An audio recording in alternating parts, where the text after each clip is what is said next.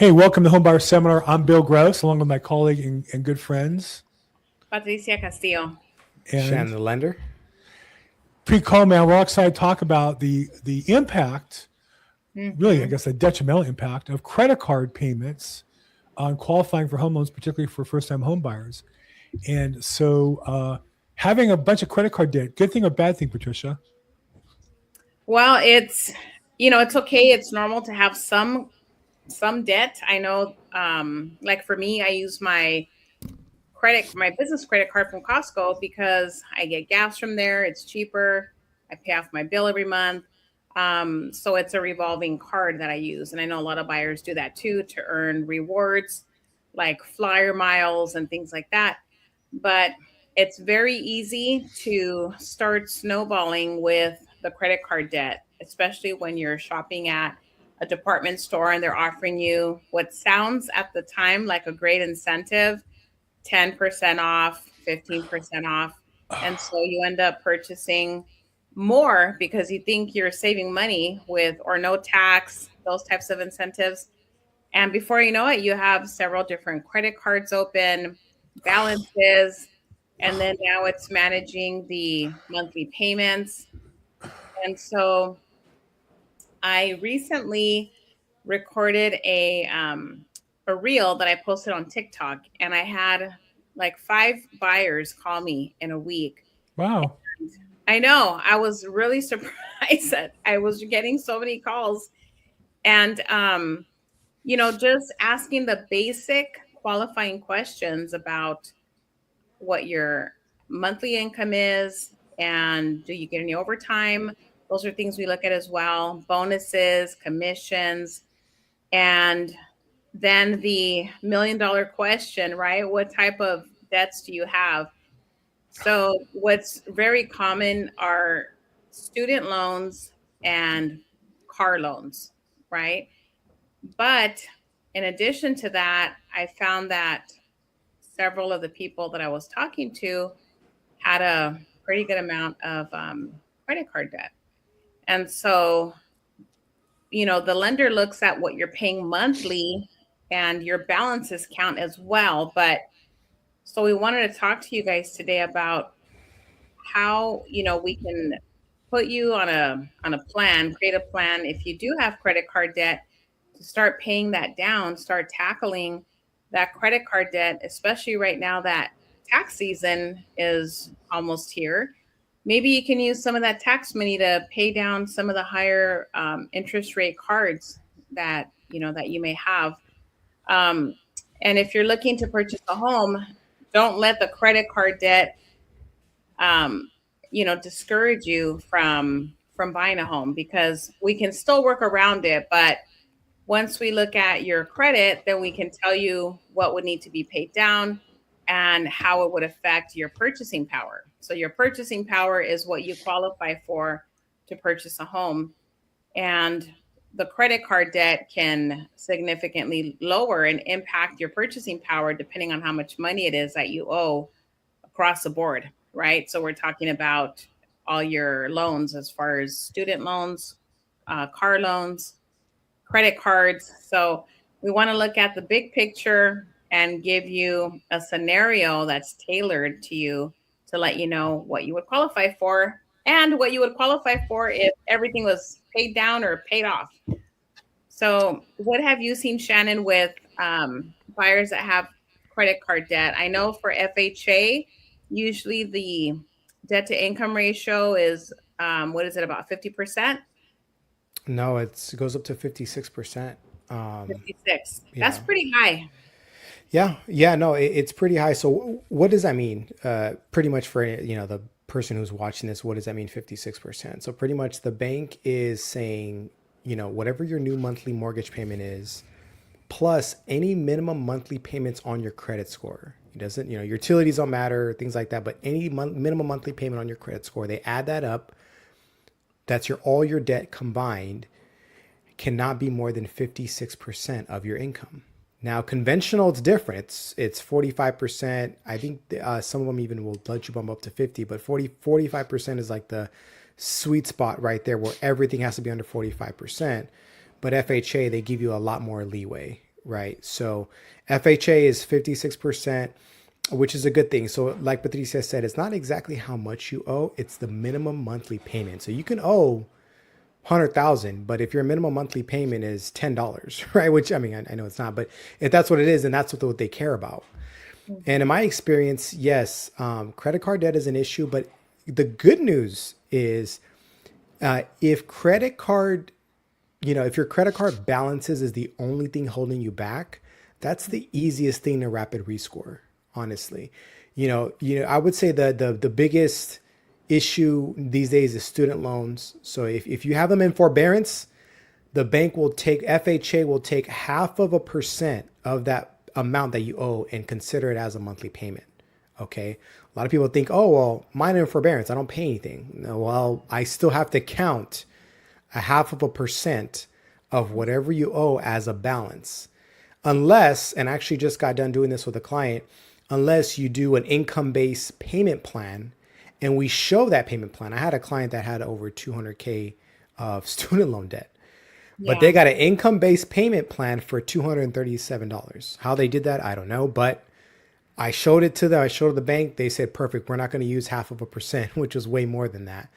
So, student loan debt, I would say, is the biggest. Second to that is car loans. Car loans are a big thing. And then the third is credit card debt. But like I said, there's two ways to attack credit card debt. One, we can rapid rescore if it's affecting your payment, if it's affecting your credit score. Number two, if you just simply, we need to remove some of those payments off. And I did this with actually my Dream for All program. We actually paid it in escrow. So we just said, here are your balances. We're just going to put that as on top of your down payment in escrow. And you just pay escrow, and escrow will pay the credit card balances off. And guess what? Now you're debt free going into this house. So we actually had to do that because this guy had a bunch of credit card debts himself. And we had to pay off pretty much 80% of that so he can qualify for the Dream for All program. So, again, he got the 20% down, but he had to pay, I think, like 40K of credit card debt, which, again, you're going in at least debt free. So, I have a question on that. Go for that example. The 40,000 that the buyer was paying down. It was like 37, 38, but yeah, go ahead. Yeah. Was that his own money that he was using? It was in terms part of the Dream for All. No, yeah, it was his own money. He actually got 15K of that in gift funds. So yes, you got 15K, and then the rest he got of his own money. Because they won't pay for your credit card. They'll pay your closing costs, but they won't include that in your thing. So yeah, that's a good question. That was from his own money.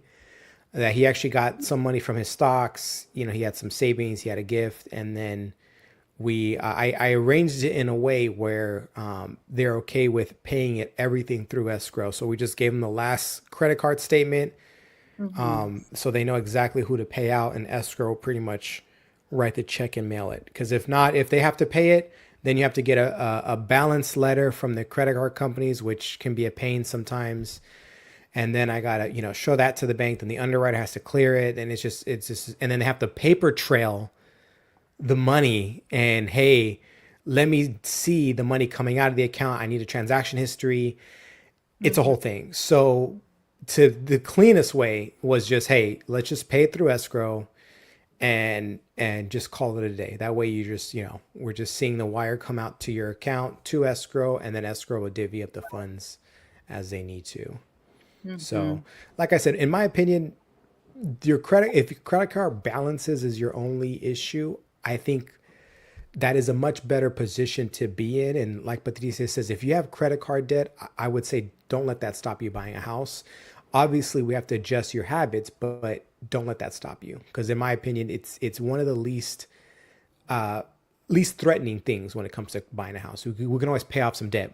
If you have late payments, if you have collections, right? If you have student loans, if you have car payments, these are things that are harder. I'm not saying it's impossible. They're harder to work with as opposed to just credit card balances alone, right? There's so many different ways we can position this. And again, it's based on the monthly payment. So let's say your credit card company after 5,000, your minimum monthly payment now is 75, $100, right? But if you bring it down to 2,000, then it's only $25, right? So again, because that's what the banks care about is the minimum monthly payment. They don't care how much you owe. It's, are you late?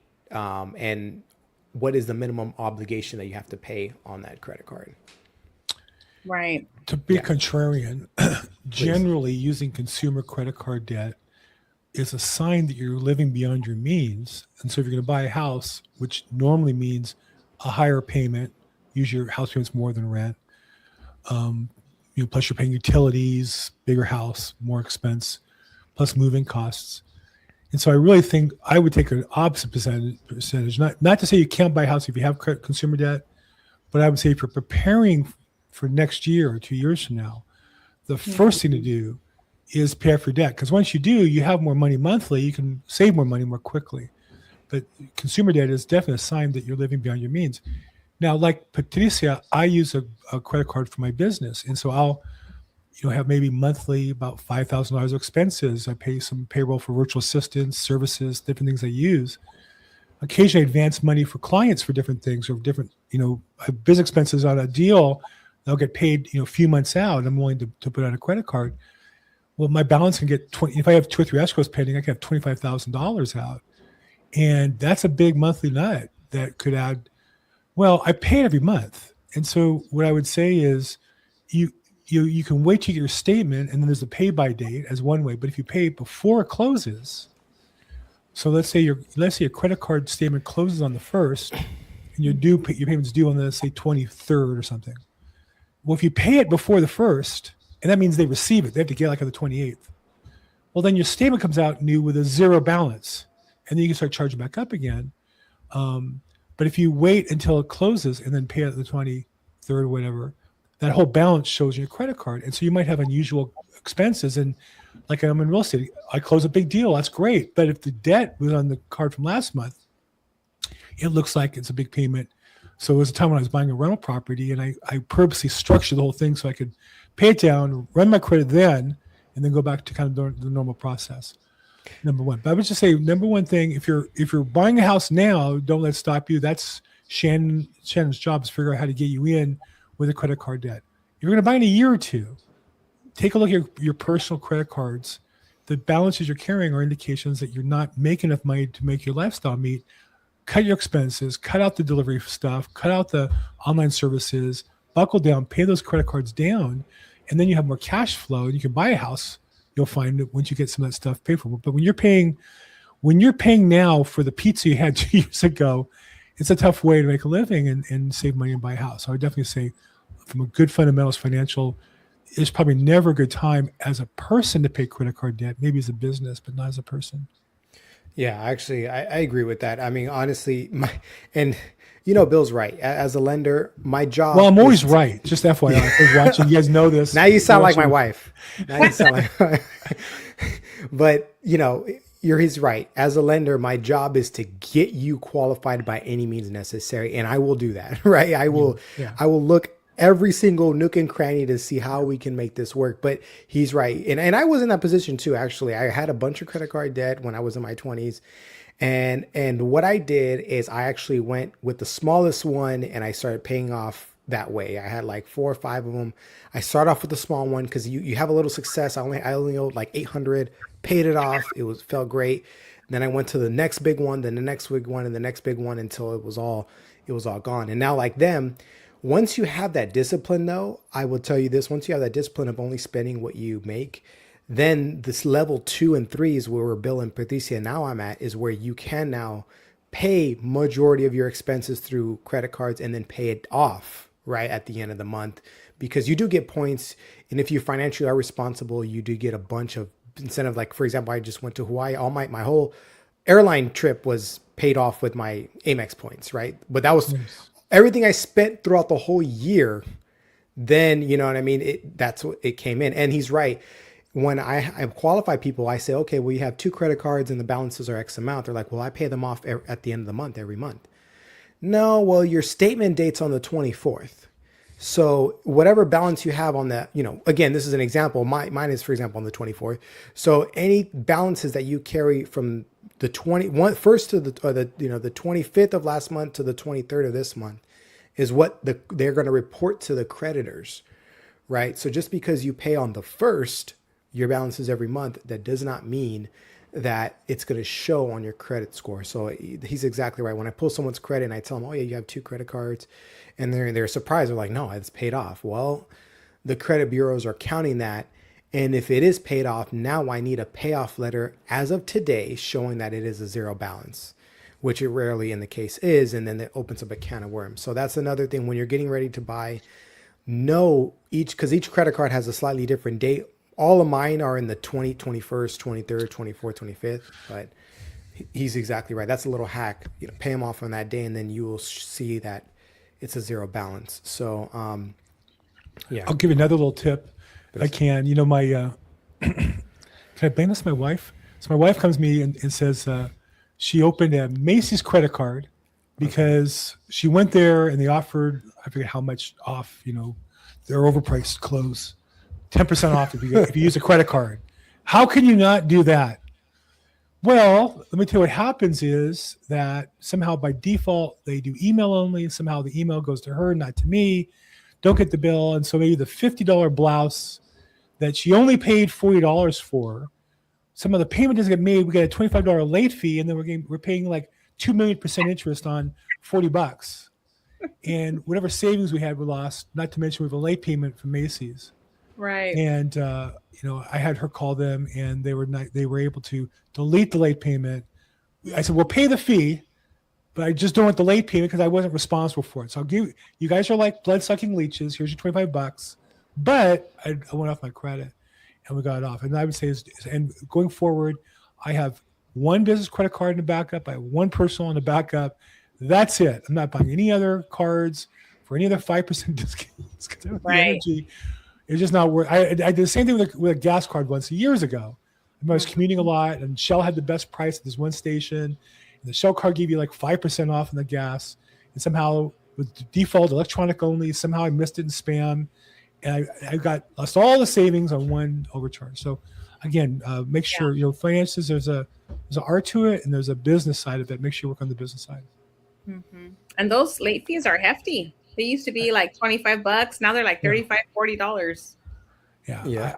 I just can't stand paying that fee. I had the same thing with my Wells Fargo account. I have a number of business accounts with them and a line of credit, and they auto pay. I get every single notice of every single payment activity in my email, but I didn't get your payments due reminder, and I didn't pay it. I got a late fee. I'm like, how can I be late? I have all this money in the account. Why don't you just automatically pay the thing off? That's how I use it. Yeah. But again, these companies are desperate to make fees, and there's discussion about the government limiting interest rates. I'm not sure where that's really headed, but there was a time when interest rates over 10% were considered usurious. They were considered illegal because it was too much. People found themselves trapped, and there are people who get credit cards. That's why there's a lot of credit card fraud. A lot of it, frankly, where you pay for it in fees and interest because the fraud has to get paid for somewhere. They get on the interest rate. So not sure if it's good or bad to limit the interest rates, but I do know that's a discussion. I don't think it's in effect today. So again, the best, if you're buying a house today, you have credit card debt, talk to Shannon. It's kind of like a chess match, figure out how to win the game. If you're buying in a year or two, the best for personal finance is not to pay anything over 1% to anybody. And don't carry those balances. And another hack too is as a lender, a lot of times when I'm adding co-signers, right? Right. That's another thing. People think, oh, I want to add on my brother, my sister. Well, I also have to look at their debt. I can't just use their income. I wish I can just use their income and not, I have to look at their debt. And 9 times out of 10, birds of a feather flock together. And I've realized that in finance, because if borrower 1 has credit card debt, it's like 80% of the time, the sister, brother, daughter has the same exact situation, almost to the T. So it's like, watch who you hang around with too. If your parents, if your siblings, if people you hang around with, you think or know, I have it in clean, or even talk to them about it. Hey, they have credit card debt. Maybe it's the habits And the thing, like you said, you guys are all going out and buying pizzas and all going out and buying Macy's dresses and doing things like that. And my wife, she's super conservative. She believes in zero credit card debt. She thinks it's the devil. Yes. And I was more Preach it. Yes. So she said, "You're with me. You're not having any credit card debt. We're working on this now." So love her. Again, it's who you hang around with, right? Because I had friends that, hey, it doesn't matter, whatever the case. Let's, what is it? What is the famous saying? YOLO, right? You only live once, right? Well, you do. I can tell you until you wake up tomorrow, that doesn't work. Well, look, I knew I only lived once when I was 20 years old, but then I'm 67. I'd be living much better if I was more careful when I was young, and I'm doing my best to do that now. But you only live once. Exactly. You might as well enjoy a nice, long, full life with a legacy rather than blow it all on some stupid overpriced dinner. Exactly. So you're going to pay a late fee. Oh my God, the late fees. I hate that. I hate it so much. All right, guys. I know we got to stop in 3 minutes. I wanted to share really quick this. This is a new condominium that we have coming to the market. And let's see. Can't see where I have my screen open. Share screen. So this is, it's because I have this. So can you guys, let me see if I can minimize this somehow. Can you guys see the picture here with the condos here? Yeah, beautiful. Okay. So this is the main entrance at the bottom. I don't know if you can see my cursor, but this is right off of Nogales and Amar Road. So you enter the community through here. There's about 200 condominiums in this whole HOA community. So my listing is right here. And then you have all this guest parking here. Wow. Nice. Right in front of it. And then the garage entrance is right there. Wow. So it's a really beautiful condominium. It's a 2-bedroom, 2-bath, and it will be available tomorrow. I'm going to put it on the market at $629,000. Wow. And everything close by as far as shopping, Home Depot, CVS, you have everything right down the street, Nogales High School. And there's also a swimming pool right back here. You can see this little blue nugget right here. This is the community pool area, picnic area. And then you just walk over here and then the condos right here. Wow. This is West Covina, right? West Covina, Beautiful. right? Yeah. Nogales is a border, so you literally cross the street and then you're in Walnut. Yeah, I know the area real well. I used to work in Walnut, and I would say West Covina, especially up in the hills like that, really beautiful area. So, and you're blowing us away here with the. Sorry, thank you. It's okay. Okay, hey, that's the end here. Let's wrap up real fast. Patricia, somebody's get a hold of you to see that condo or other. Yes, coming to you live tomorrow. If someone's get a hold of you, what's the best way to get a hold of you? My phone number 323-365-9909. I'm also on Instagram and TikTok and YouTube. She's everywhere. Patricia Castillo, Sales LA. Everywhere, all at once. Okay, good for you. And Shannon the lender, how does somebody get a hold of you? Yeah, you can reach out to me 661-317-8484 or my Instagram FUND with Shannon. And the last tip, you want to save some money on your credit cards, have some coffee at home, some iced coffee at home. I make coffee at home every day. I save money. Yeah, fantastic. Good. Great suggestion. As somebody who loves good coffee, I buy good coffee and make it home. Hey, I'm Bill Gross. It's a home bar seminar. We do it every week. If I can help, please reach out at Bill Gross Probate. Thank you, everybody. Make today your best day ever. Thanks so much.